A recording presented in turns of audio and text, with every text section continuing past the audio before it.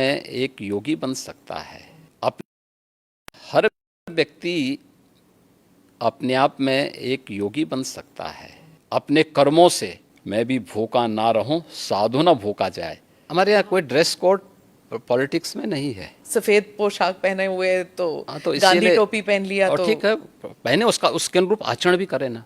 कोई निर्दोष मुस्लिम आके बता दे कि मैं निर्दोष था, मेरे साथ अन्याय हुआ है, कोई नहीं बोल सकता। अगर किसी ने सरकारी संपत्ति पे कब्जा किया है तो उसके लिए क्या करूं? आरती लेके जाऊं, थाली सजाऊं उनकी? अगर हम उसको मस्जिद कहेंगे तो फिर विवाद होगा। हमें ज्ञानवापी बोल देना चाहिए।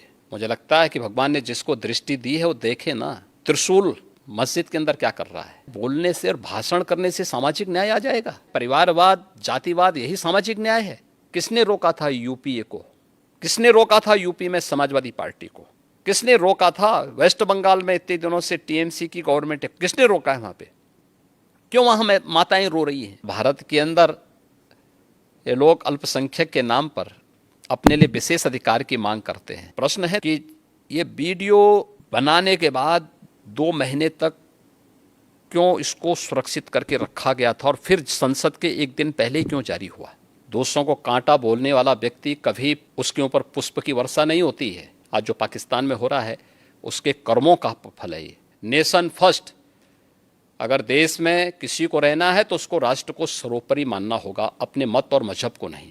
मीडिया के रिपोर्टर के रूप में अगर आप तुलना करें तो महर्षि नारद थे।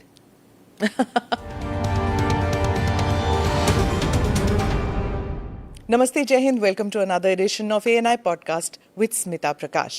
This episode is being filmed in the city of Lucknow, which is the capital of the state of Uttar Pradesh. Before I introduce my guest, I'm going to give you a quote from a bestseller book, The Monk Who Sold His Ferrari. According to this book, the secret to happiness is very simple. Find out what you love doing and then direct your energies towards that. My guest today did exactly that. He's a monk who found a purpose beyond divine pursuit. Yogi Adityanath is the two-time Chief Minister of Uttar Pradesh, the state whose population is more than that of France, Germany and UK combined. With a population of 230 million, making up 17% of India's population, UP would be the world's 6th largest country by population if it were a real country.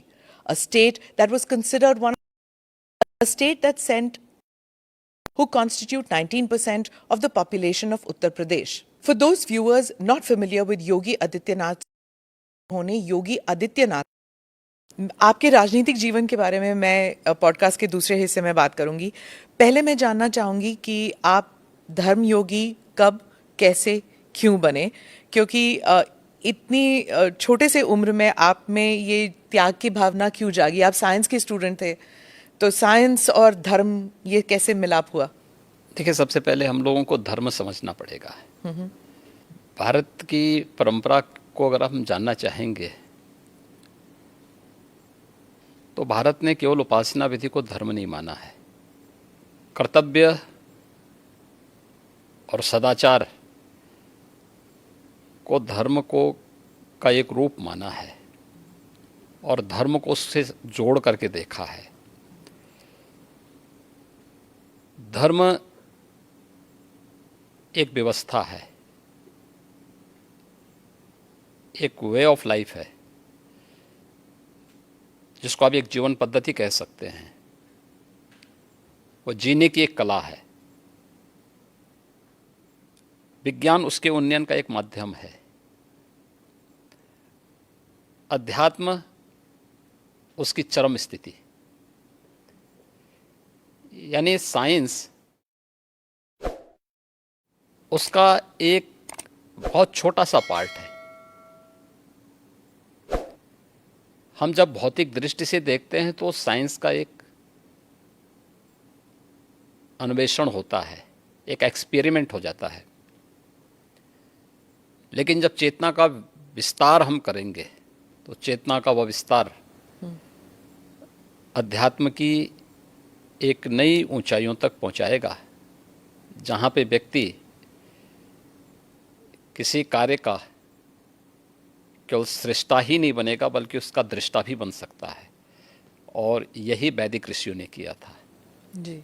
इसलिए स्वाभाविक रूप से एक सीमित क्षेत्र और एक सीमित भूमिका के साथ आगे जाने के बजाय उसमें स्वयं प्रवेश करके देखो क्या है, तो बहुत कुछ देखने को मिल रहा है। तो उन चीज़ों को लेकर के इसलिए मैंने अध्यात्म का सहारा लिया और उससे आगे बढ़ कर के फिर उस अन्वेषण की यात्रा हमारी लगी हुई, एक साइंस के स्टूडेंट के साथ साथ एक योगी के रूप में उस दिशा में आगे कार्य कर रहे हैं। नाथ समुदाय के बारे में कुछ बताइए हमें कि उसमें ऐसी क्या बातचीत थी कि जो आप इतनी कम आयु में आप जुड़ गए उस समुदाय से? देखिए, नाथ संप्रदाय भारत का प्राचीनतम संप्रदायों में से एक है। यह भारत की एक उस विशिष्ट साधना पद्धति का प्रतिनिधित्व करता है जो वास्तव में व्यवहारिकता को लिए हुए है और व्यवहारिक दृष्टि है। यद्यपि सभी संप्रदायों की अपने अपने दर्शन हैं, अपने अपने मंत्र हैं, अपनी अपनी पद्धतियां हैं, सब में श्रेष्ठता है और उसमें मुझे जो उचित लगा मैंने उस समय वो किया। और उस समय के जो सर्वश्रेष्ठ संतों की परंपरा थी, महंत अवेद्यनाथ जी महाराज को मैंने अपने पूज्य गुरुदेव के रूप में चयन करके मैंने उनसे दीक्षा ली। एक गुरु का मिलना, वो भी एक it's a matter of luck भी कहिए, फेट कहिए। तो जब आप मिले उनसे तो आपको उसी वक्त पता लग गया था कि ये मेरे गुरु बनेंगे? देखिए, पता किसी को नहीं लगता है और ये लक भी नहीं है, ये जन्म जन्मांतर का प्रारब्ध है और ये उसी के साथ जुड़ता है। देखिए, आप जिस घर में पैदा हुए हैं तो आप लिख के थोड़े गए थे, आपका प्रारब्ध था। आप ENI के माध्यम से कार्य करेंगे, जन सेवा का कार्य करेंगे, यह भी एक प्रारब्ध है। ऐसे ही ये हर एक व्यक्ति के साथ जुड़ा हुआ है। उसके लिए हमें चेतना को अपने विराट विस्तार देना होगा, समझ में सब आ जाएगा। तो जब आपने अपने घर में बताया कि मैं गुरु से मिला हूँ, मैं घर छोड़ के त्याग की जिंदगी बिताना चाहता हूँ, तब घर में रिएक्शन क्या हुआ? नहीं, देखिए, कोई माँ बाप इसके लिए अपनी सहमति नहीं देता है क्योंकि उनका अपना एक दायरा है। उनका एक दायरा है जो उनका एक सीमित क्षेत्र है। उस सीमित क्षेत्र को, उसी को बंधन कहते हैं। हमारे यहाँ कहा गया ना, मन एवं मनुष्याणाम कारणम बंध मोक्षयो। व्यक्ति के बंधन और मोक्ष का कारण उसका मन है, जो सोचता है कि मैं मेरा परिवार, ये जो भावना आती है ना, तो व्यक्ति उस तक सीमित रहता है और यही उसके बंधन का कारण है। जो उस बंधन को तोड़ करके बाहर निकलता है वही उसकी मुक्ति का माध्यम बनता है, उसके मोक्ष का कारण बनता है। और उस बंधन को जो भी तोड़ेगा, ये बंधन हर एक क्षेत्र में व्यक्ति के जीवन में आते हैं। कष्ट हुआ एक विद्यार्थी अगर अपने बंधन को नहीं तोड़ेगा, एक क्लास में ही कहेगा कि नहीं मुझे तो इसी क्लास में रहना क्योंकि मुझे अच्छा लगता है, क्या वो अगली क्लास में जा पाएगा? नहीं जा पाएगा। एक शिक्षक कहेगा कि नहीं मुझे तो जहाँ नियुक्ति मिली है मैं उसी रूप में, या कोई कार्मिक इसी रूप में कहेगा कि मुझे वहीं काम करना है, क्या वह आगे बढ़ पाएगा? नहीं बढ़ पाएगा। उसको एक बंधन तोड़ना होता है। एक क्लास में है, क्लास के बंधन को तोड़ करके अगली क्लास में जाता है, उसका प्रमोशन होता है। तो हर एक व्यक्ति के जीवन में इस प्रकार की स्थितियाँ आती हैं। एक धर्म योगी से आप फिर राजनीति में आए, उस सफ़र के बारे में बताइए। और एक और सवाल मेरे मन में उठ रहा था, जैसे आप बता रहे थे कि एक इंसान जो दुनियादारी और बंधनों से आप निकल चुके हैं, तो उस वैराग्य से आप अगर राजनीति में आते तो उसमें कॉन्फ्लिक्ट नहीं हुआ आप में? देखिए, यही अंतर है। धर्म योगी नहीं, योगी योगी होता है और मैं एक योगी हूँ। धर्म का मतलब केवल पूजा पद्धति नहीं है, कर्म भी? धर्म एक समग्र जीवन की पद्धति है। धर्म कर्तव्य के पथ की प्रेरणा देने वाला, उस पथ का की ओर अग्रसर करने वाला, आग्रही बनाने वाला एक मार्गदर्शक है। हम उसको केवल पूजा पद्धति तक सीमित नहीं कर सकते। एक योगी के रूप में, एक परिवार के बंधन को तोड़ करके समाज के इस विराटता के साथ अपना जुड़ाव हुआ है। इसलिए उस विराटता के साथ जोड़ करके अपने आप को कार्य करना। दूसरा, एक योगी का मतलब ये नहीं कि वह केवल अपने स्वयं की मोक्ष प्राप्त करने के लिए, आध्यात्मिक लाभ के लिए वह अपने आप को सीमित कर ले। अगर समाज के सामने चैलेंज है, कोई चुनौती है, तो उस चुनौती से जूझने के लिए भी अपने आप को तैयार करें। याद रखना, साधना की जो सबसे पहली पद्धति आती है उसमें सेवा है। भक्ति के मार्ग का भी जो नवधा भक्ति की व्यवस्था की गई है भारत की संतों ऋषियों ने, उसमें पहला मार्ग सेवा है। कोई भी साधक सन्यासी या योगी बनता है तो उसके लिए सेवा के मार्ग का अनुसरण करके ही आगे की दीक्षा का मार्ग प्रशस्त हो पाता है। हम लोग भी जब एक योगी के रूप में सार्वजनिक जीवन में आए तो सार्वजनिक जीवन में किसी पद या प्रतिष्ठा के लिए नहीं, बल्कि इस कार्य के लिए आए कि नहीं, यह एक सेवा का माध्यम है और हम समाज के अंतिम पायदान पर बैठे हुए व्यक्ति की सेवा इस पद पर रह करके अंत्योदय कर सकते हैं, और उसी लक्ष्य को लेकर के व्यक्ति कार्य करता है। जी, मैं फिर से उसी बात पे आऊंगी। जब आप घर छोड़ के निकले थे, अभी हाल ही में हमने देखा एक फ़ोटो आपने ट्वीट किया था और वो वायरल भी हो गया था, जब आप अपने माता से मिलने गए थे। तो उस वक्त आपको कैसा लगा जब आप गए थे? देखिए, मैं कई वर्षों के बाद गया था। जी। मेरे पिताजी का जो है देहांत 2020 में हो गया था। मैं उससे पहले उनसे या उस अपने परिवार के लोगों से कई वर्षों से नहीं मिल पाया था। संयोग से कोरोना कालखंड प्रारंभ हो चुका था, लॉकडाउन प्रारंभ हो चुका था, तो उनके अंतिम संस्कार कार्यक्रम में मैं भाग नहीं ले पाया था। आपके पिताजी के? हाँ। तो मुझे जब गत वर्ष अवसर मिला था तो मैं अपनी माँ से मिलने के लिए जरूर गया था। तो स्वाभाविक रूप से एक माँ और पुत्र के बीच में जो संवाद होने चाहिए वही संवाद वहाँ पे हुआ। आप उनके अंतिम संस्कार के लिए नहीं जा पाए, पर जब वो आपसे मिलने आते थे, आप उस वक्त चीफ मिनिस्टर थे, तो वो एक आम नागरिक की तरह आते थे, सीएम के पिता के रूप में नहीं आते थे? नहीं, यहाँ वो कभी नहीं आए। वो मुझसे मिलने के लिए, मेरी एक बार उनसे मुलाकात हुई थी नजीमाबाद में, और नजीमाबाद में मैं एक चीनी मिल के उद्घाटन में गया था।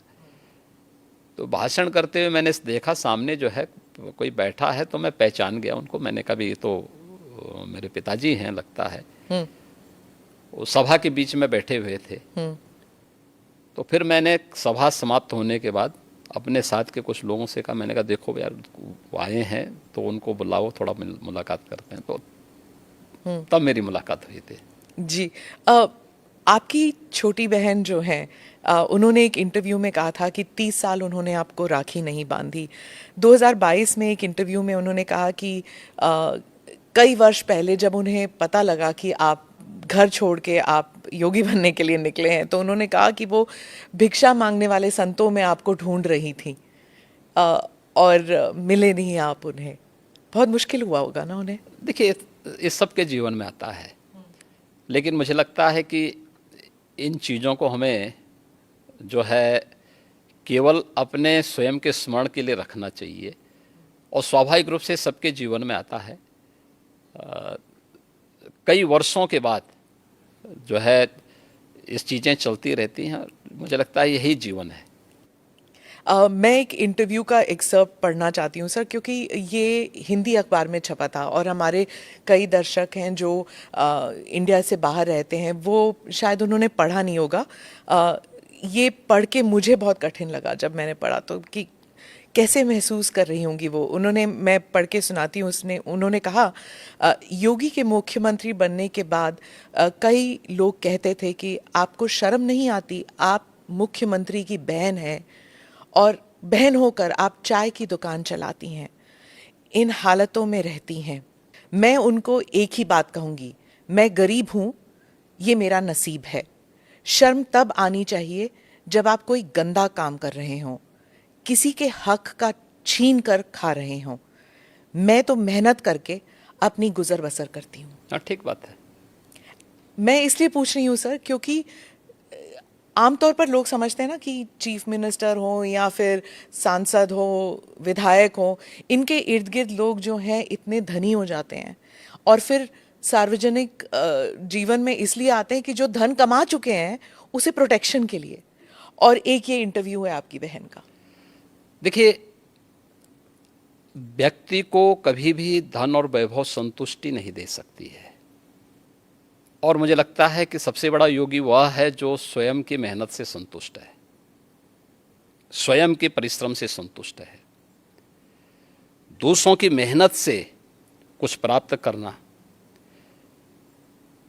और फिर उसको छीन लेना, ये तो डकैती है। उसके अलग अलग रूप देख सकते हैं आप समाज में, और मुझे लगता है सबसे निंदनीय कर्म यही है। और यही अंतर है एक योगी और एक सांसारिक मनुष्य में। एक सांसारिक मनुष्य के बारे में शास्त्रों में कुछ बातें कही गई हैं कि वह त्रुटियां अवश्य करेगा, हमेशा भ्रमित होगा। तीसरा, वह हमेशा उसके मन में दूसरों को धोखा देने की प्रवृत्ति होगी। और चौथी बात उनके लिए जो कही गई है, वह कही गई है कि वह अपनी सीमित दृष्टि से भविष्य का अनुमान नहीं लगा पाएगा। इसलिए जो है सारा द्वंद्व तो इसी सब का है। पर आपकी तो, जैसे आपकी तो ट्रेनिंग हुई होगी ना, गुरुजी ने आपको तो सिखाया होगा। मैं क्या कह रहा हूं ना, लेकिन हम लोग उनका तो कुछ नहीं ना, आपके परिवार का। इसीलिए मैं क्या क्या कह रहा हूं ना, हर व्यक्ति अपने आप में एक योगी बन सकता है, एक योगी बनने की सामर्थ्य ले सकता है। अपनी मेहनत से, अपने कर्मों से हम जो कुछ अर्जित करें, मैं भी भूखा ना रहूं, साधु ना भूखा जाए, अगर ये भाव हर व्यक्ति के अंदर आ जाए तो फिर यह समग्रता सबकी संतुष्टि का कारण बन सकता है, सारे विवादों का समाधान कर सकता है। जब आप पीठाधीश बने, आपके भारत में और भारत से बाहर भी इतने अनुयायी हैं, तो उस वक्त आपको क्या ऐसा किसी ने कहा कि आप पीठाधीश होके भी तो सार्वजनिक कार्य कर सकते हैं, राजनीति में क्यों उतर रहे हैं? ये कोई बंधन थोड़ा है, ये कोई बंधन किसी के लिए नहीं है। हम मनुष्य पहले हैं, उसके बाद योगी हैं या सन्यासी है। और मैंने आपको बताया ना कि एक योगी के रूप में समाज के प्रति जो मेरे कर्तव्य हैं, उन कर्तव्यों का निर्वहन करूं मैं। सेवा को धर्म को मैं सेवा का माध्यम बनाऊं, इससे बड़ी बात और क्या हो सकती है, और हम वही कर रहे हैं। तो एक सन्यासी का कर्तव्य क्या होता है? क्या वही जो कर्म कर रहा है अपना, ये चाहे पत्रकार हो या फिर राजनीतिक? हाँ, हर व्यक्ति कर सकता है, हर व्यक्ति कर सकता है। आप मुझे एक बात बताइए कि सबसे बड़े जो है मीडिया के रिपोर्टर के रूप में अगर आप तुलना करें तो महर्षि नारद ही थे। आप मुझे हैं, थे कि नहीं थे? नारद जी रिपोर्टर, चलिए। सबसे बड़े रिपोर्टर तो ये थे कि वह हर लोक की सूचना, इस लोक की सूचना दूसरे लोगों तक पहुंचा देते थे। वो क्या थे? वो एक सन्यासी तो थे। और मैं एक बात बताऊं कि सन्यासी ने किस कालखंड में अलग अलग क्षेत्रों में प्रवेश करके कार्य नहीं किया हो।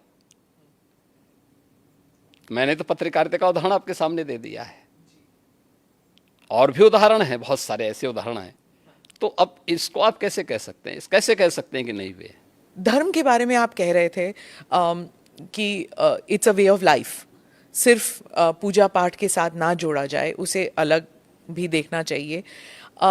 एक बार आपने कहा था, लेकिन आपके साथ जैसे आपकी जो वेशभूषा है, इसलिए क्या लोगों ने आपको ये नहीं कहा कि अब आप सन्यासी की वेशभूषा जो है वो अलग कर दीजिए, अब आप राजनीति में जा रहे हैं, संसद में जा रहे हैं? हमारे यहाँ कोई ड्रेस कोड पॉलिटिक्स में नहीं है। ड्रेस कोड इसमें नहीं होता था ना, सफेद पोशाक पहने हुए तो, तो गांधी टोपी पहन लिया और तो ठीक है, पहने, उसके अनुरूप आचरण भी करे ना। देखिए, यह वेशभूषा हमारी इसलिए है, लोगों की दृष्टि में हमेशा बने रहें और लोग हमारे विचलन पे उंगली भी उठा सकें और विपरीत परिस्थितियों में साथ में खड़े भी हो सकें। और इसीलिए इस प्रकार की वेशभूषा को एक चैलेंज के रूप में स्वीकार किया जाता है हमेशा। कैसे? ये एक दृष्टि भी देती है और साथ साथ व्यक्ति को पतन के गर्त से बचाने के लिए भी उसे हमेशा सचेत भी करती है। और इस दृष्टि से हम लोग हमेशा उसके प्रति कैसे? मैं चैलेंज समझी नहीं कि कैसे चैलेंज इसलिए है क्योंकि जो व्यक्ति इससे पहले जो आपने नेता की परिभाषा की है, उस वेशभूषा में रहते थे, उनके कर्मों को भी दुनिया जानती है। दुनिया ने उस सब कुछ देखा है, अपनी आंखों से देखा है। और हमारे सामने भी चैलेंज है कि हमें अपने आप को परफॉर्म करके साबित करना है, जिससे हमारी पार्टी को, हमारे नेतृत्व को और हमारे इस बाना को भी कटघरे में न खड़ा होना पड़े। पर जब आप भगवा वस्त्र धारण करके आप संसद में जाते हैं और उसके बाद आप चीफ मिनिस्टर बनते हैं, तो एक ग्रुप है जो समझता है कि ये बहुत ही राइट विंग है, ये बहुत ही हिंदुत्ववादी हैं और हर चीज़ को भगवा कर दिया, तो फिर मतलब it's only for Hindus, he is a chief minister only for Hindus. ये इंटरनेशनली भी लिखा जाता है, अखबारों में ऑपेड एडिट्स आते हैं कि ये बहुत ही एक्सट्रीम राइट विंग है, एक्सट्रीम हिंदुत्ववादी हैं। उनके कपड़ों से ही पता लग रहा है कि हर चीज़ भगवा है। देखिए, मैं पिछले 6.25 वर्ष से अधिक समय से उत्तर प्रदेश का मुख्यमंत्री हूँ जी। हमारी पार्टी और हमारे नेतृत्व ने मुझे 2017 में, मार्च 2017 में दायित्व दिया था, और 2017 से उत्तर प्रदेश में कोई दंगा तो नहीं हुआ। मुझे एक बात बताइए, दंगा होता था तो केवल हिंदू मरता था क्या? केवल हिंदू की संपत्ति चलती थी? अगर दंगा होता था, अगर हिंदू मरता था तो मुस्लिम भी मरते थे। हिंदू व्यापारी की संपत्ति जलती थी तो उसके सटे हुए मुस्लिम व्यापारी की संपत्ति भी जलती थी। अगर गुंडे किसी हिंदू बेटी के लिए खतरा थे तो मुस्लिम बेटी के लिए भी उतना ही खतरा थे। कर्फ्यू लगता था और व्यापार प्रभावित होता था, तो व्यापार तो पूरे बाजार का और पूरे मार्केट प्रभावित होती थी ना, एक व्यक्ति नहीं प्रभावित होता था। परसेप्शन खराब हुआ था तो यूपी का खराब हुआ था ना। पहचान का संकट यूपी के हर नागरिक के सामने आया था ना, केवल हिंदुओं के सामने नहीं आया था। इसलिए यह एक वह स्थिति है। 6 वर्ष में दंगा नहीं हुआ। आज आप देख रहे हैं यूपी में ना, 6 वर्ष में कोई दंगा नहीं हुआ, 6 वर्ष में कोई कर्फ्यू नहीं लगा, 6 वर्ष में सारे पर्व और त्यौहार शांतिपूर्ण तरीके से संपन्न हुए। ये बड़ी बड़ी बातें करने वाले लोग देखें तो कैसे चुनाव होने, नगर निकाय का चुनाव, पंचायत चुनाव यूपी का, विधानसभा का चुनाव यूपी का, और वेस्ट बंगाल में भी पंचायत के चुनाव हुए थे, क्या हाल हुए थे। वे लोग वेस्ट बंगाल बनाना चाहते हैं देश को, जिस प्रकार से वेस्ट बंगाल में भी टीएमसी की गवर्नमेंट ने किया था। दोनों में अंतर है। हमने ढोंग नहीं किया, कोई पाखंड नहीं किया। हर एक को चुनाव लड़ने का अधिकार, उसका अधिकार है भाई, उसको मिलना चाहिए। वो चुनाव लड़े, जीतने की सामर्थ्य होगी जीतेगा, हमें सामर्थ्य होगी हम जीतेंगे, हमें सामर्थ्य नहीं है तो नहीं जीतेंगे, और नहीं जीतना चाहिए हमें अगर हमें सामर्थ्य नहीं है तो। लेकिन अगर कोई व्यक्ति विरोधी ही क्यों ना हो, अगर उसमें सामर्थ्य है, योग्यता है, उसको जीतना चाहिए। ये उसका लोकतांत्रिक अधिकार है। कैसे हम उससे उसे वंचित कर सकते हैं? लेकिन कुछ लोग सत्ता में आकर के जबरन पूरी व्यवस्था को कैद कर देना चाहते हैं, और जो वेस्ट बंगाल में हमको देखने को मिला सबको, कैसे वहां विरोधी कार्यकर्ता दलों के कार्यकर्ताओं को मारा गया, ये चीजें आंखों को खोलने वाली हैं। इस पे तो कोई बोलता नहीं, इस पे कोई टिप्पणी नहीं करता है, सब मौन है। 1990 में कश्मीर में जो कुछ हुआ उस सब पे सब लोग मौन थे। आखिर ये दोहरा दृष्टिकोण क्यों? और इसीलिए पब्लिक विश्वास नहीं करते इन लोगों में। योगी जी के डर से नहीं, यहाँ मेरा पर कौन डर है? नहीं, आपने एक बार कहा था ना कि एक हाथ में माला है, एक हाथ में भाला है। बुरा क्या तो है? तो बुरा क्या एक आपका एक जो आक्रामक तरीका है टू डील विद माफिया, क्या इसकी वजह से यहाँ पर है? नहीं नहीं, देखिए, हम लोग तो सज्जनों के लिए जितने संवेदनशील हैं, दुर्जनों के लिए उतने ही कठोर भी है। और इस शासन की रणनीति है, शस्त्रेण रक्षते राष्ट्रे शास्त्र चिंता प्रवर्तते, यानी व्यवस्था सबकी सुरक्षा के लिए आवश्यक है। सुरक्षा सबको, कानून का राज होगा, लेकिन कानून को बंधक बनाने की छूट किसी को नहीं दी जाएगी। कोई भी हो, कतई नहीं देंगे। आपने ये भी कहा था कि कानून जो है वो मानव के लिए होना चाहिए, दानव के लिए नहीं। ठीक बात है। पर एक कॉन्स्टिट्यूशनल डेमोक्रेसी में सर, हर जीव जंतु के लिए कानून एक जैसा होना चाहिए। मतलब शेर भी शिकार कर सकता है, गाय के लिए भी उतना ही हक तो है। क्या आप शेर को रोकते हैं क्या? नहीं तो आप शेर को बोलिए ना जंगल में जाके, नहीं रोक सकते। वही नहीं, मैं आप बोले ना कि शेर महाराज शिकार मत करिए, आपको हम रोटी खिलाएंगे, जाइए रोटी खिलाइए। तो वही मैं कह रही हूँ कि कानून में मैं वही कह रहा हूँ, वह एक वहाँ की नेचुरल व्यवस्था है, और वह नेचुरल व्यवस्था, दंड का प्रावधान, यह एक व्यवस्था का प्रावधान है, और वह व्यवस्था, वह प्रावधान कानूनन ही लागू होती है, गैर कानूनी तरीके से नहीं लागू होती तो है। चीफ मिनिस्टर कैसे तय कर सकते हैं कौन मानव है चीफ कौन दानव? मिनिस्टर कहाँ तय करते हैं? चीफ मिनिस्टर तो एक बात बोलते हैं कि भाई देखो, शांति बनी रहनी चाहिए। हम तो हमेशा शांति का उपदेश देते हैं। कुछ लोग तो नहीं मानते कि आप शांति, सिर्फ शांति, मतलब आप बुलडोजर बाबा, ये सब आपके साथ, आपके नाम के साथ जुड़ा हुआ है, और आपका जो एक सिस्टम बना है, बाकी चीफ मिनिस्टर्स भी उसको कॉपी करने लग गए हैं। मुझे एक बात एक जब बताइए। आप बुलडोजर बाबा है तो वहाँ बुलडोजर मामा भी आ गए हैं अब। मुझे एक बात बताइए, इतने बड़े प्रदेश में इंफ्रास्ट्रक्चर का डेवलपमेंट होना चाहिए कि नहीं होना चाहिए? जी। और क्या इंफ्रास्ट्रक्चर के लिए क्या आज भी हम कुदाल और फावड़ा लेकर के जाएंगे, कि हमें उसके लिए बुलडोजर और आधुनिक मशीनें चाहिए? बुलडोजर बाबा उसके लिए नहीं कहा जाता आपको सर, आप भी जानते हैं। अब इंफ्रास्ट्रक्चर के मार्ग में कोई बाधक होगा, यहाँ पहले होता क्या था, कोई कार्य स्वीकृत होता था, अभी पैसा अलॉट हुआ नहीं कि माफिया जाके जबरदस्ती हड़प करके सामान गिरा देते थे। अब लैंड का अलॉटमेंट हो रखा है कि यह हाईवे यहाँ से अयोध्या के लिए बनना है, ये बाराबंकी होते हुए बनना है, तो सत्ता प्रायोजित माफिया क्या करते, कहते नहीं नहीं, अब ये यहाँ से नहीं बनेगा, हमारी सुविधा इधर से है, हम इसको यहाँ से बना करके, वो अपना वहाँ पे मिट्टी और गिट्टी सब गिराना प्रारंभ करते थे, आधा दोरा काम छोड़ के पैसा निकाल लेते थे। ये सत्ता में बैठे हुए लोगों की हिम्मत नहीं थी कि उन माफियाज को रोक सके। आप मुझे बताइए, इस माफिया के लिए बुलडोजर चला करके उसको ध्वस्त करके, जो अलॉटमेंट सरकार ने तय कर रखा है इस पे ही हाईवे बनेगा और उसी पे नियम के अनुसार कार्य होगा, ये तय करना इस सरकार का काम है या नहीं है? यही सरकार का कार्य है और सरकार यही कर रही है। पर जैसे आपके प्रदेश में 19% मुसलमान पॉपुलेशन है, और कई लोग कहते हैं, उस समुदाय के लोग कहते हैं कि आप वो बुलडोजर को उनके घरों को तोड़ने में इस्तेमाल करते हैं। किसी कोई निर्दोष मुस्लिम आके बता दे कि मैं निर्दोष था, मेरे साथ अन्याय हुआ है, कोई बता दे, कोई नहीं बोल सकता। और फिर न्यायपालिका तो सबके लिए खुली है ना। पर जैसे अगर किसी ने कानून तोड़ा है, जैसे ये माफिया के लोग हैं, पर उनका घर तोड़ना क्यों जरूरी पड़ गया? नहीं, अगर किसी ने सरकारी संपत्ति पे कब्जा किया है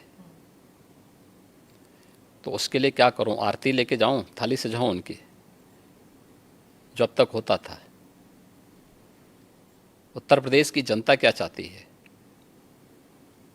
उत्तर प्रदेश की जनता यही चाहती थी कि उनको सुरक्षा मिले और इन गुंडा तत्वों पर, इन माफियाज पर सख्ती हो। बीजेपी को प्राप्त जनादेश इस शक्ति की ओर लगातार इशारा करती है, आम पब्लिक के सेंटिमेंट को इसके साथ जोड़ती है। 19 से 20% आबादी हो या 100% आबादी, कानून का राज सबके हित में है और वही समृद्धि का मार्ग भी आगे बढ़ाएगी, वही प्रदेश में एम्प्लॉयमेंट जनरेट करेगी, वही प्रदेश की बेटियों को सुरक्षित करेगा।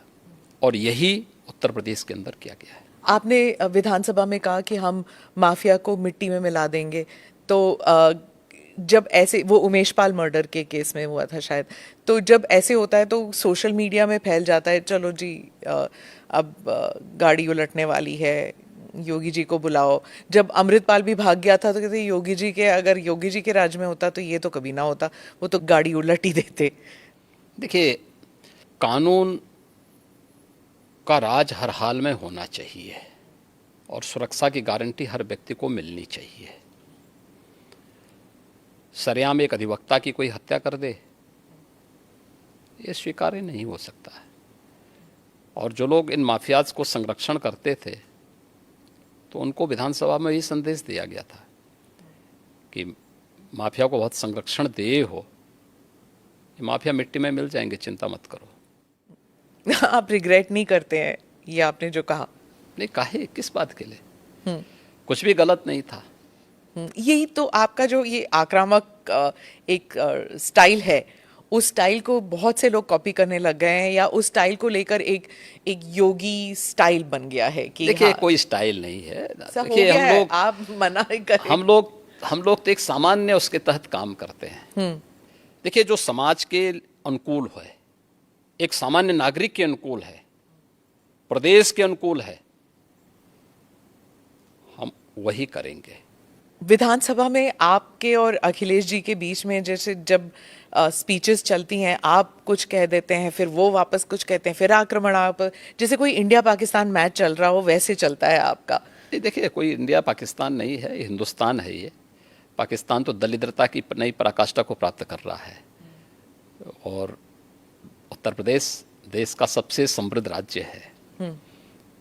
उत्तर प्रदेश प्रकृति और परमात्मा का प्रदेश है। इतनी फर्टाइल लैंड हमारे पास है, किसान यहाँ पर समृद्ध है, समृद्धि की ओर अग्रसर हो रहा है।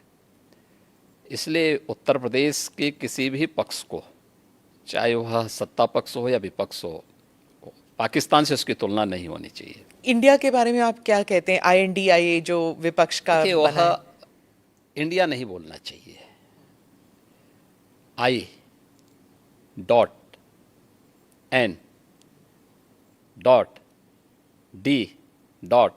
हर एक उसमें डॉट डॉट डॉट लग गया उसका, तो चोला बदलने से पिछले कर्मों से मुक्ति नहीं मिल जाएगी। जनता तो पुराने करामातों को देख रही है। वह करामात UPA का हो, कांग्रेस का हो, सपा का हो, या फिर जो और लोग हैं, आम आदमी पार्टी का है, क्या गदर मचा रखी है इन लोगों ने, TMC का हो, या जो भी, सबकी एक जैसी स्थिति है। तो इसलिए ये लोग चोला बदल करके देश को भ्रमित करना चाहते हैं। देश की जनता लोकतांत्रिक दृष्टि से बहुत परिपक्व है। आपको नहीं लगता कि जैसे विपक्ष कह रही कि बीजेपी डर गई जब ये INDIA का गठन हुआ, तो वो डर के मारे NDA को फिर से उजागर करने की कोशिश कर रहे हैं? कैप्टन कौन है? हमारे कैप्टन तो मोदी जी हैं। Team BJP team NDA team India के कैप्टन के रूप में देश को नेतृत्व दे रहे हैं। सभी बीजेपी से जुड़े हुए सभी दल जितने भी हमारे एलाइज हैं वे सब एक नेता के रूप में, एनडीए ने जो अपना मैनिफेस्टो तैयार किया है, कॉमन मिनिमम प्रोग्राम अपना जो तय किया है, पिछले 9 वर्षों के अंदर वह प्रभावी ढंग से लागू हुआ है। सामाजिक न्याय बोलने से और भाषण करने से सामाजिक न्याय आ जाएगा? सामाजिक न्याय, परिवारवाद, जातिवाद, यही सामाजिक न्याय है। उस गरीब के घर में शौचालय बने, उस गरीब को मकान मिले, उस गरीब को राशन मिले, उस गरीब को स्वास्थ्य की सुविधा मिले, उस युवा को रोजगार की व्यवस्था हो, उस किसान के जीवन में भी खुशहाली आए, उस महिला को भी सुरक्षा के साथ, सम्मान के साथ जीने का अधिकार मिले। किसने रोका था यूपीए को? किसने रोका था यूपी में समाजवादी पार्टी को? किसने रोका था वेस्ट बंगाल में इतने दिनों से टीएमसी की गवर्नमेंट है? किसने रोका है वहां पे? क्यों वहां माताएं रो रही हैं? क्यों वहां बेटियां अपने आप को सुरक्षित महसूस कर रही हैं? आखिर क्यों नहीं कांग्रेस ने 60 वर्षों में जिन 4 करोड़ गरीबों को मोदी जी ने मकान दिए हैं, किसने रोका था कांग्रेस को देने से? किसने रोका था 12 करोड़ गरीबों को शौचालय देने से? 10 करोड़ गरीबों को आज जो उज्ज्वला योजना की फ्री में सिलेंडर मिले हैं, किसने रोका था? ये हाथ में स्मार्टफोन और टैबलेट पकड़े हुए आज का हमारा स्मार्ट युवा, स्मार्ट बनाने से इसको रोका किसने आजादी के बाद 60 वर्षों तक? ये कांग्रेस। यही तो कर रहे थे लोग। देश को लोकतंत्र के नाम पे जड़ता पैदा की थी इन लोगों ने, जातिवाद को बढ़ावा दिया था, परिवारवाद को आगे बढ़ाया था। आज मोदी जी के नेतृत्व में पिछले 9 वर्ष में देश में क्रांतिकारी परिवर्तन हुआ है, ऐतिहासिक परिवर्तन हुआ है। दुनिया आज भारत की तरफ देख रही है, भारत के प्रति दुनिया के नजरिए बदले हैं। इन चीजों को भी तो इनको समझना चाहिए। आपने कहा था कि आपके राज्य में अब युवाओं के हाथ में, एक हाथ में, पहले हाथ में तमंचा हुआ करता था, अब टैबलेट है। तो आप तमंचा किसके बारे में बात कर रहे थे? सपा शासन? सपा के सरकार में यही होता था, क्योंकि कोई रोजगार तो होता नहीं था।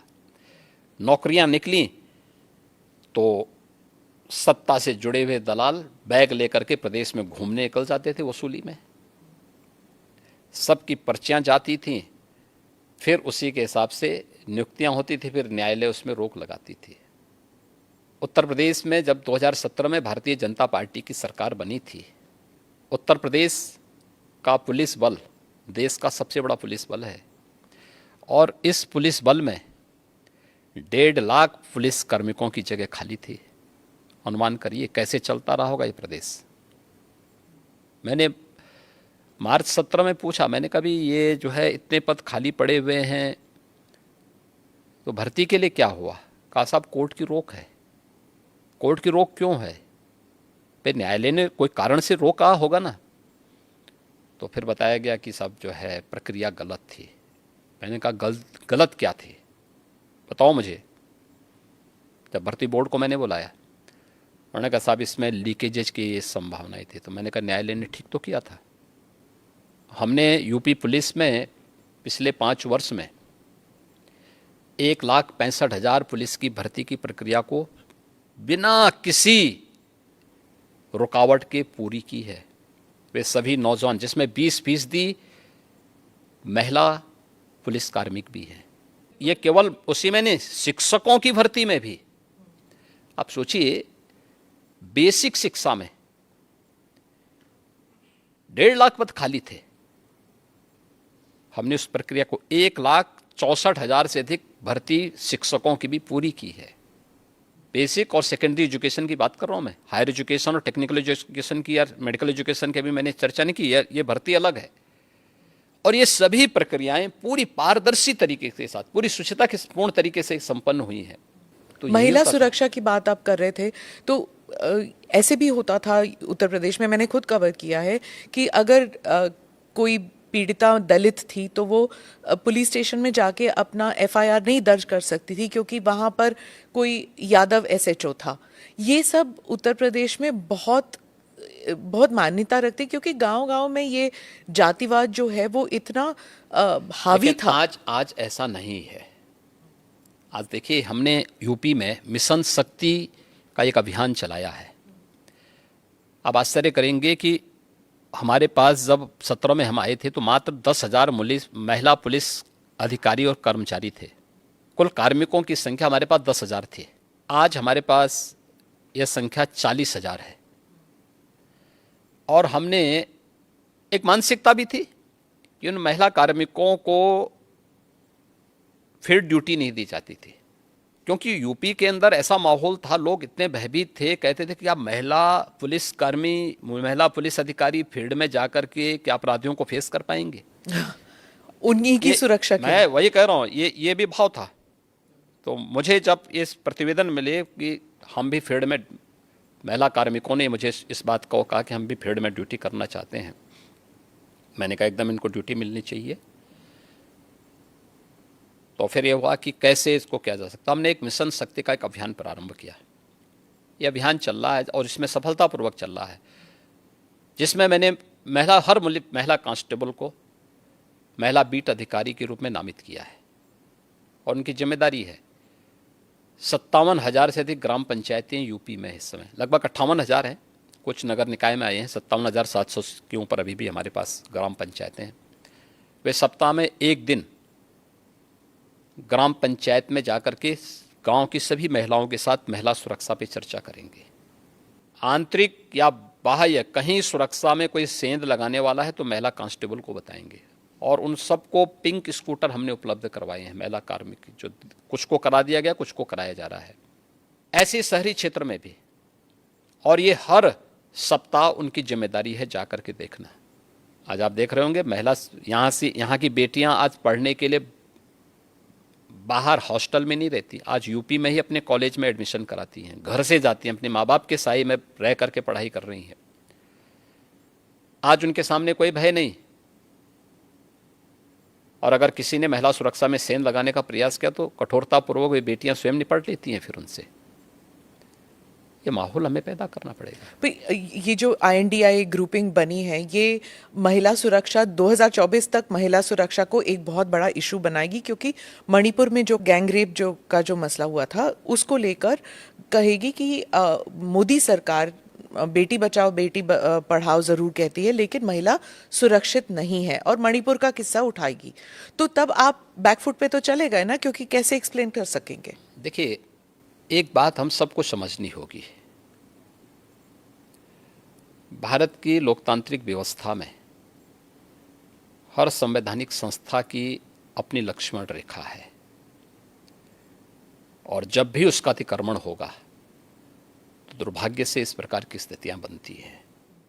मणिपुर के लिए आप केंद्र और राज्य सरकार को दोषी तो ठहरा रहे हैं। मणिपुर में शांति होनी चाहिए, हर व्यक्ति की कामना है, क्योंकि पिछले 9 वर्ष के अंदर जो ऐतिहासिक कार्य पूर्वोत्तर के राज्यों में हुए हैं, और प्रधानमंत्री मोदी जी के नेतृत्व में पिछले 9 वर्ष के दौरान मणिपुर हो या जम्मू कश्मीर हो,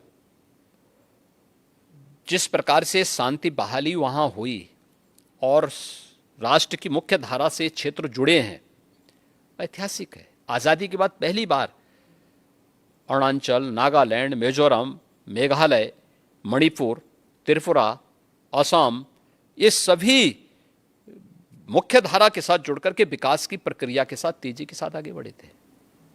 दुर्भाग्य से पड़ोसी मुल्कों के द्वारा जिस प्रकार की साजिशें कभी कभी रची जाती हैं, और लगातार नॉर्थ ईस्ट के मामले में तो इसके साक्ष्य हैं,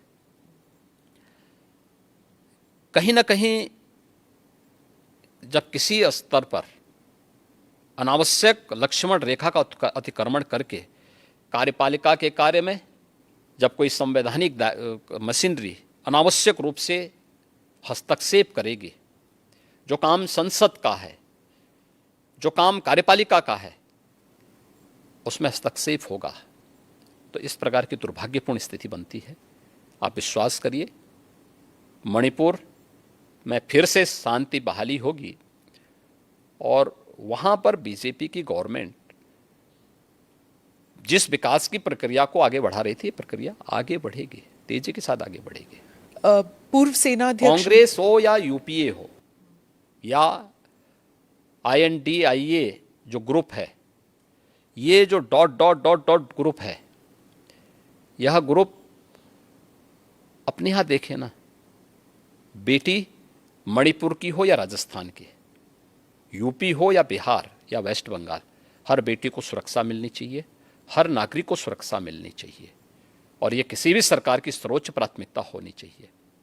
लेकिन प्रश्न है, देश की जनता भी करना चाहेगी इन लोगों से कि ये वीडियो बनाने के बाद 2 महीने तक क्यों इसको सुरक्षित करके रखा गया था और फिर संसद के एक दिन पहले क्यों जारी हुआ, जिस दिन संसद चलनी थी उसी दिन क्यों जारी हुआ? इसके पीछे क्या साजिश नहीं दिखती है? अस्थिरता पैदा करना इसका उद्देश्य नहीं है। इसके नाम पे भारत को बदनाम करना और भारत की लोकतांत्रिक व्यवस्था को बदनाम करने की इसकी साजिश नहीं है। जो लोग अपने यहाँ लोकतंत्र बहाली नहीं कर पाते, लोकतंत्रवादियों को कुचलते हैं, उन लोगों की साजिश इसके पीछे है और उसका मोहरा कुछ चुनिंदा लोग बन रहे हैं कि सब दिखाई नहीं देता है। ये सब स्पष्ट है। हम लोगों को इन चीज़ों को भी देखना होगा और इससे सतर्क होकर के ही हम शांति भी बहाली करेंगे। साथ साथ आम जनमानस का विश्वास मोदी जी के प्रति है और फिर से मोदी जी के नेतृत्व में NDA की गवर्नमेंट बनेगी, इसमें 2024 में कोई संदेह नहीं होना चाहिए। आप राजनीतिक साजिश की बात करते हैं। पूर्व सेनाध्यक्ष मनोज नरवणे ने कहा है कि इसमें एक अंतर्राष्ट्रीय एंगल भी हो सकता है। उन्होंने कहा कि जो भारत के जो एनिमीज हैं, चाहे चाइना हो या फिर पाकिस्तान हो, वो हमारे बीच जो लोग हैं और जो फिशर्स हमारे बीच हैं, जो दरारें हैं हम लोगों के बीच, उन दरारों को और डीप और गहरा करना चाहती है। तो इस मणिपुर के किस्से को ही लेकर उन्होंने कहा कि हो सकता है कि उनका भी कोई हाथ हो इसमें। नहीं, मैंने कहा ना कि जो लोग लोकतंत्रवादियों को अपने देश में कुचलते हैं, उनको मणिपुर और भारत का लोकतंत्र कैसे अच्छा लग सकता है? और आपका राज्य भी नेपाल से जुड़ा हुआ है। आप भी एक किस्म से आप भी एक फ्रंटियर हमारे यहाँ स्टेट कोई है। दिक्कत नहीं आएगी। उत्तर प्रदेश सुरक्षित है और उत्तर प्रदेश सुरक्षित रहेगा। INDIA को लेकर बात चल रही थी, तो अगर अखिलेश और राहुल गांधी फिर से वापस आते हैं जैसे 2017 के चुनाव में आए थे, तो क्या फिर से बीजेपी के लिए? उत्तर प्रदेश में सभी जोड़ियां आ चुकी हैं। 2014 में ये सब मिलकर के लड़ चुके हैं। 2017 में, 2019 में, 2022 में चारों चुनाव मोदी जी के नेतृत्व में भारतीय जनता पार्टी और NDA ने विराट बहुमत के साथ में सफलता प्राप्त की है और 2024 में उत्तर प्रदेश भी और देश भी इंतज़ार कर रहा है। देश को धोखा देने वाले, देश की जनता को जाति, मत और मजहब के आधार पर बांटने वाले, सामाजिक न्याय के नाम पर परिवारवाद और जातिवाद को प्रश्रय देने वाले, अपने राजनीतिक स्वार्थों के लिए देश को आतंकवाद, नक्सलवाद और अलगाववाद की भट्टी में झोंकने वाले तत्वों को ये देश कभी स्वीकार नहीं करेगा, कभी नहीं स्वीकार करेगा। उनकी पार्टियां सब कहते हैं कि आपकी पार्टी है जो एक सिस्टम लाना चाहती है और उस सिस्टम के अंतर्गत आप जुडिशरी को, इलेक्शन कमीशन को, मीडिया को, सबको दबा के रखते हैं और UCC भी उसी में कह रहे हैं कि यूनिवर्सल सिविल कोड भी उसी रास्ते में एक है। देखिए, UCC के बारे में दुष्प्रचार ज़्यादा है। मुझे एक बात बताइए कि हम न्याय की बात करते हैं, हम सामाजिक न्याय की बात करते हैं और परिवार में न्याय नहीं कर पा रहे हैं। ये शुरुआत परिवार से तो करो। शादी ब्याह का हो या संपत्ति और विरासत का मामला, ये सब पे एक समान रूप से लागू होना चाहिए। वन नेशन वन लॉ की थ्योरी लागू तो होनी ही चाहिए अगर एक देश के नागरिक हैं। और दुर्भाग्य है कि दुनिया के अंदर अल्पसंख्यक समुदाय अपने लिए विशेष अधिकार की मांग नहीं करता, वो बहुसंख्यक समाज के साथ जुड़ने की बात करता है। और भारत के अंदर ये लोग अल्पसंख्यक के नाम पर अपने लिए विशेष अधिकार की मांग करते हैं। भारत के कानून को हर एक को स्वीकार करना चाहिए और उसी में सबकी सुरक्षा और सबकी समृद्धि निहित है। जी, मैं वापस उत्तर प्रदेश पे आती हूँ। राम मंदिर, लोग कहते हैं कि आपके भाग्य में ही शायद लिखा था कि मंदिर आपके कार्यकाल में होगा। गोरखनाथ पीठ और अयोध्या मंदिर, इसका संबंध अगर आप हमारे दर्शकों को बताएं। देखिए, प्रधानमंत्री मोदी जी ने आज़ादी के अमृत महोत्सव को जिस भव्यता और दिव्यता के साथ आयोजित किया है, देखिए जब ये देश 1947 में आज़ाद हुआ था, दुर्भाग्य से उसके एक दिन पहले देश का दुर्भाग्यपूर्ण विभाजन भी हुआ। बहुत सारे लोग देश की आज़ादी के जश्न में उस समय शामिल नहीं हो पाए होंगे, या उस समय के कोई चश्मदीद आज के दिन पे बताने की स्थिति में नहीं रहता है। बहुत कम लोग होंगे जिनको उस समय की घटनाओं के बारे में इस प्रकार की स्थिति जानकारी होगी। लेकिन हम सब कह सकते हैं, आज की हर पीढ़ी का हर नागरिक कह सकता है कि जब ये देश अपनी आज़ादी के 75 वर्ष पूरा किया था, तब हमने देश के जश्न के साथ सहभागिता की थी। हर घर पे तिरंगा पहना करके, हर ग्राम पंचायत और हर नगर निकाय कह सकता है कि साहब हम भी भागीदार बने थे, क्योंकि हमारे घर में अमृत महोत्सव हमारे गांव में बना हुआ है, हमारे नगर में बना हुआ है। यह कार्यक्रम सफलतापूर्वक संपन्न हुआ और आज़ादी के अमृत महोत्सव के मुख्य संबोधन में प्रधानमंत्री मोदी जी ने देशवासियों को कुछ बात कही थी, कुछ संकल्प दिलाए थे कि 2047 में अगर भारत को दुनिया की एक महाशक्ति के रूप में स्थापित करना, एक विकसित भारत की परिकल्पना को अगर साकार करना है, तो उन्होंने कुछ संकल्प दिलाए थे जो पंच प्रण के रूप में जाने जाते हैं। इस पंच प्रण में विरासत का सम्मान भी है, गुलामी के इंसों को सर्वथा समाप्त करना भी है और नागरिक कर्तव्य भी है। अयोध्या में श्री राम जन्मभूमि का मंदिर निर्माण का कार्य है, यह उसी विरासत का सम्मान है जो कार्य आज़ाद भारत में 1947 में होना चाहिए था। लेकिन दूरदर्शिता का अभाव, भारत की परंपरा और भारत की संस्कृति के प्रति दुराव स्पष्ट दिखाई देता है।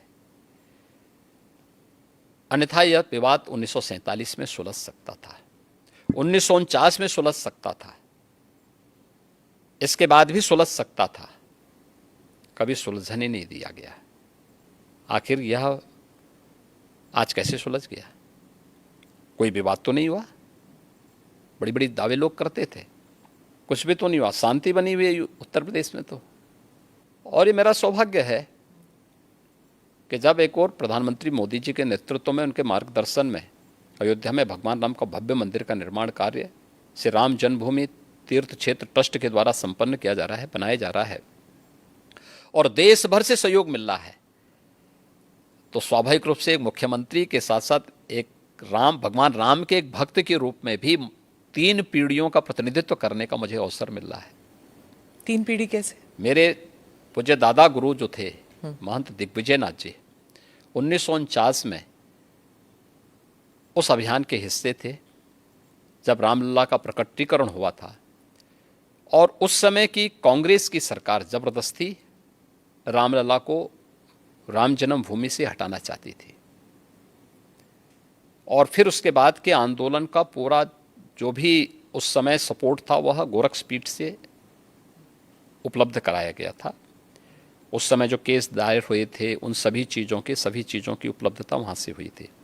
1983-84 में जब श्री राम जन्मभूमि मुक्तयज्ञ समिति बनी थी, राम जन्मभूमि मुक्ति के लिए, तो उसका नेतृत्व मेरे पूज्य गुरुदेव महंत विद्यानाथ जी महाराज ने किया। उस पूरे आंदोलन का नेतृत्व राष्ट्रीय स्वयंसेवक संघ और विश्व हिंदू परिषद के नेतृत्व में, मार्गदर्शन में, पूज्य संतों के मार्गदर्शन में उसका नेतृत्व उन्होंने किया। और जब राम जन्मभूमि में भव्य मंदिर निर्माण की आधारशिला प्रधानमंत्री मोदी जी के कर कमलों से रखी गई, तब प्रदेश का मुख्यमंत्री मैं स्वयं था। तो मेरे लिए तो ये बहुत ही गौरवपूर्ण क्षण था और स्वाभाविक रूप से एक आत्मिक संतुष्टि का भी माध्यम बना कि एक तरफ करोड़ों लोगों के जीवन में परिवर्तन लाने के लिए शासन की योजनाओं को उन तक पहुंचाने का आनंद भी मिलता है और दूसरी तरफ विरासत का सम्मान भी हम इस रूप में कर पा रहे हैं। ज्ञानवापी काशी विश्वनाथ मंदिर, आप पहले चीफ मिनिस्टर हैं जब जो अपने कार्यकाल में 100 बार आपने दर्शन किए हैं काशी विश्वनाथ मंदिर। क्या ज्ञानवापी मस्जिद को लेकर, मैं इसलिए पूछ रही हूँ जैसे क्योंकि आप गोरखनाथ पीठ के पीठाधीश के नाते भी पूछ रही हूँ, क्या इस प्रॉब्लम का कोई सोल्यूशन है? देखिए, अगर हम उसको मस्जिद कहेंगे तो फिर विवाद होगा, हमें ज्ञानवापी बोल देना चाहिए। वो ज्ञानवापी है और माननीय न्यायालय में गया है, माननीय न्यायालय स्वयं देख लें, अगर वहाँ साक्ष्य हैं, भौतिक साक्ष्य हैं, शास्त्रीय प्रमाण होंगे, अन्य पुरातात्विक प्रमाण भी होंगे, तो स्वाभाविक रूप से इस पे निर्णय होना चाहिए। और मैं अपील करूंगा मुस्लिम समाज से भी, देखिए हमें आज विकास के बारे में चर्चा करनी चाहिए। पाकिस्तान की दुर्गति और उसकी दलिद्रता और उसकी छीना झपटी आप देख रहे होंगे, क्या दुर्गति प्राप्त कर रहे हैं। दूसरों को कांटा बोलने वाला व्यक्ति कभी उसके ऊपर पुष्प की वर्षा नहीं होती है, उन कांटों से ही उसको उसके शरीर भी छलनी छलनी होते हैं। आज जो पाकिस्तान में हो रहा है उसके कर्मों का फल है ये। आज जो भूखमरी का शिकार पाकिस्तान बना हुआ है, यह अपने कर्मों का फल भोग रहा है। इसलिए पुरानी गलतियों की पुनरावृत्ति न होने दें, बहुत शांतिपूर्ण तरीके से उपलब्ध साक्ष्य जो इस बात को प्रमाणित करते हैं। मुझे लगता है कि भगवान ने जिसको दृष्टि दी है वो देखे ना, त्रिशूल मस्जिद के अंदर क्या कर रहा है, हमने तो नहीं रखे ना, वहां तो सुरक्षा है, सेंट्रल फोर्सेज है, उनके मुतवल्ली हैं, ताला चाबी उनके पास रहती है, त्रिशूल कैसे वहां बने हुए हैं। ज्योतिर्लिंग हैं, देव प्रतिमाएं हैं, पूरी दीवारें चिल्ला चिल्ला के क्या कह रही हैं। और उसके बाद भी हम जानबूझ करके, देखिए एक होता है कि जन्म से दिखाई नहीं देता है, हम मान सकते हैं कि दिव्यांग है, जन्मांध है, दृष्टिबाधित है, एक जानबूझ करके ढोंग करे। जो दृष्टिबाधित है उसको दिशा दिखाई जा सकती है, लेकिन जो ढोंग कर रहा है उसको कोई दिखा नहीं सकता है। आप ढोंगी किसे कह रहे हैं? मैं इसीलिए कह रहा हूं ना, जो उन प्रमाणों को नकार रहा है, उन प्रमाणों के बाद भी ये कहता है कि नहीं साहब, तो जबरदस्ती वाली बात करते हैं। देखिए, आप इतिहास में तोड़ मरोड़ कर सकते हैं, लेकिन उन ऐतिहासिक साक्ष्यों के साथ नहीं जो वहां की दीवारें चिल्ला चिल्ला के कहती हैं, और उन ऐतिहासिक साक्ष्यों को भी देखने की आवश्यकता है। और मुझे लगता है कि ये प्रस्ताव मुस्लिम समाज की तरफ से आना चाहिए कि साहब ऐतिहासिक गलती हुई है और उस गलती के लिए हम चाहते हैं समाधान हो। आपने मुस्लिम समुदाय के साथ कोई देखिए, हमने अपनी तरफ से कोई पहल नहीं की है, वे पहल करना चाहेंगे तो जरूर विचार करेंगे। जी, आपने पाकिस्तान का जिक्र किया योगी जी। एक और बात चर्चा में आई है, वो सीमा हैदर का जो केस है। उन्होंने अपील भी किया है, योगी जी और मोदी जी, आप दोनों मुझे वापस मत भेजिए, मैं पाकिस्तान वापस नहीं जाना चाहती। पबजी के माध्यम से ये रिवर्स लव जिहाद कहा जा रहा है, कुछ लोग इसे वो टर्म दे रहे हैं। देखिए, ये सुरक्षा एजेंसियां उसको देख रही हैं और जो भी रिपोर्ट आएगी उसके अनुसार बाद में उसमें विचार करेंगे। एक भारत से भी एक लड़की जो है वो पाकिस्तान चली गई और उसने भी अपना देख धर्म रहे हैं, सुरक्षा परिवर्तन एजेंसियां किया। उसको देख रही हैं। 2 देशों से जुड़ा हुआ मामला है और संबंधित एजेंसियां इसमें काम कर रही होंगी। सर एक मैं सवाल पूछूंगी कि साउथ एशिया में भारत का रोल आप क्या विजन करते हैं कि क्या होना चाहिए, क्योंकि बहुत से लोग कहते हैं कि हम विश्व गुरु का जो सपना देख के चले हैं वो थोड़ा ओवर एम्बिशियस है, तो साउथ एशिया में और ग्लोबली आपका विजन क्या है भारत देखिए, के लिए? मैंने कहा ना, पिछले 9 वर्ष में प्रधानमंत्री मोदी जी के नेतृत्व में भारत ग्लोबल लीडर के रूप में स्थापित हुआ है। कोई संदेह नहीं कि प्रधानमंत्री मोदी जी के नेतृत्व में अगले 3 वर्षों के अंदर भारत दुनिया की तीसरी बड़ी अर्थव्यवस्था के रूप में स्थापित न हो जाए, जरूर होगा। दुनिया के अंदर भारत की अपनी एक पहचान बनी है। भारत के बारे में लोगों के दृष्टिकोण में बदलाव आया है और जो भारत के बारे में कहा जाता था, आज प्रधानमंत्री मोदी जी के नेतृत्व में वह साकार हो रहा है। सर अंत में एक सवाल ज़रूर पूछूंगी, क्योंकि ये महाराष्ट्र सदन में हुआ था कि एक विधायक ने कहा था कि जो नारा चल रहा है कि भारत में रहना होगा तो वंदे मातरम कहना होगा, और उनके मजहब में ये उन्हें परमिशन नहीं देता कि आप खुदा के अलावा किसी और के बारे में आप सिर झुकाएं किसी और के सामने। देखिए, देश संविधान से चलेगा, मत और मजहब से नहीं। देखिए, मैं ईश्वर का भक्त हूँ, ईश्वर में अगाध निष्ठा रखता हूँ, लेकिन किसी पाखंड में विश्वास नहीं करता हूँ। आपने देखा होगा, जब मुझे हमारी नौकरशाही ने कहा कि नोएडा लोग नहीं जाते, चीफ मिनिस्टर को नहीं जाना चाहिए, मैं उसको उल्लंघन करके नोएडा गया, कई बार गया, आधा दर्जन बार जा चुका हूँ। दूसरी बार मुझे कहा गया कि रात्रि में सीएम को बिजनौर में निवास नहीं करना चाहिए, तो मैं जानबूझ करके वहाँ रुका और मैंने पूछा, मैंने कहा भी क्यों नहीं निवास करना चाहिए? तो उन्होंने कहा साहब दोबारा सीएम नहीं बन सकता है। तो मैंने कहा मैं दोबारा भी सीएम बनूंगा, चिंता मत करो। दूसरा सवाल ये नहीं है, सवाल ये है कि मैं प्रदेश का सीएम हूँ। आप ये बोलिए ना कि साहब वहाँ रहने की व्यवस्था नहीं है, तो जो भी गेस्ट हाउस होगा उसी में रहेंगे ना, आखिर कोई तो रहता होगा। एक कमरा चाहिए मुझे, तो सोने के लिए एक तख्ता चाहिए, ओढ़ने के लिए एक कंबल चाहिए, तो कुछ चाहिए थोड़ा है। तो इसमें जो है क्यों आप इस प्रकार की बातें करते हैं? मैं गया था, रुका था वहाँ पे। ऐसे ही आगरा के सर्किट हाउस के बारे में कहा जाता था, यानी मुझसे पहले पता नहीं कोई सीएम रुका कि नहीं रुका, लेकिन कि वहाँ सर्किट हाउस में जो सीएम रुकता है वो अपशकुन हो जाता है। तो मैंने कहा भी क्या अपशकुन होता है? उन्होंने कहा साहब जो है उसकी कुर्सी चली जाती है।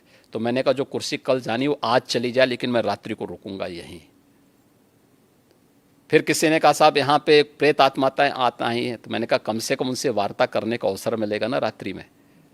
तुम सब सो जाओगे तो कम से कम किसी से बातचीत तो करूँगा रात्रि में कि भाई कौन है क्या है। तो पाखंड में हमारा कतई विश्वास नहीं है एक, और इसीलिए मैं इस बात को कह सकता हूँ कि भारत का भविष्य उज्जवल है और 2024 में फिर से प्रधानमंत्री मोदी जी की लीडरशिप में एनडीए बहुमत के साथ आएगी, इसमें कोई संदेह किसी को नहीं होना चाहिए। और वंदे मातरम मैं वापस आती हूँ, वो उसे धर्म के साथ जोड़ना चाहिए कि नहीं? मैं क्या कह रहा हूँ, मैंने पहले कह दिया ना, संवैधानिक व्यवस्था से देश संविधान से चलेगा, मत और मजहब से नहीं। जी, आपका मत आपका मजहब अपने तरीके से होगा, अपने घर में होगा, अपने मस्जिद अपने इबादत गाह तक होगा, सड़क पे प्रदर्शन करने के लिए नहीं। और इसको आप जो है किसी भी अन्य तरीके से दूसरे पे थोप नहीं सकते हैं। नेशन फर्स्ट, अगर देश में किसी को रहना है तो उसको राष्ट्र को सर्वोपरि मानना होगा, अपने मत और मजहब को नहीं। और मत और मजहब सेकेंडरी प्रश्न है, नेशन फर्स्ट है। धन्यवाद योगी जी, आप एएनआई के साथ बात करने के लिए बहुत-बहुत धन्यवाद। Thank you for watching or listening to this episode of ANI Podcast with Smita Prakash. Hope you liked it as much as I enjoyed speaking with the Chief Minister of Uttar Pradesh. Do like or subscribe on whichever channel you have seen this or heard this. Namaste. Jai Hind.